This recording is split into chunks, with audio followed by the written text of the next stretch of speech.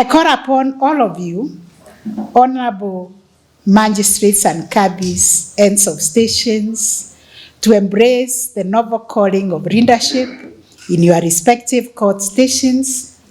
Let every station reflect the ethos of judicial excellence. Let every of your courtrooms be a court of excellence. Let every of your registry become a registry of excellence where people can be served with dignity.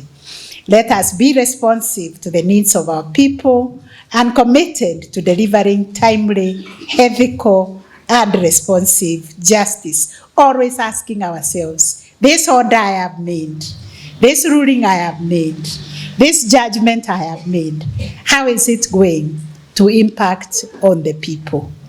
How is it going to transform our nation? How is it going to ensure that this is a country that is governed by a constitution and by the rule of law?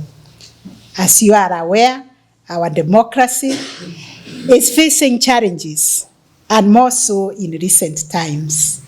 But I really want to thank all of you, our judges, our judicial officers, for consistency by going above and beyond the call of duty to deliver justice, often under very difficult and constrained circumstances.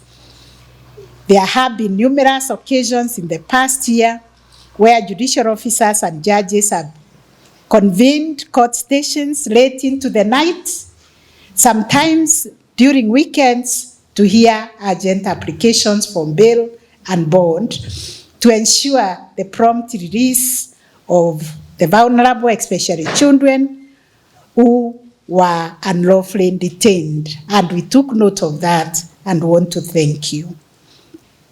This unwavering commitment to the rule of law has not gone unnoticed. In fact, the Kenyan judiciary has received international commendation for its progressive application of the bail and bond policy, as well for its swift and principled handling of habeas corpus petitions, particularly in cases involving enforced disappearance.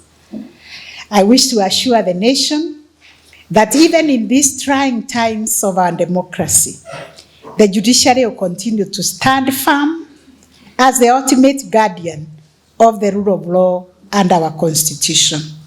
Our judges and our judicial officers will remain steadfast in their role as stewards of justice, resolving disputes impartially, upholding constitutional values, and applying the law fairly without fear, favor, bias, or ill will.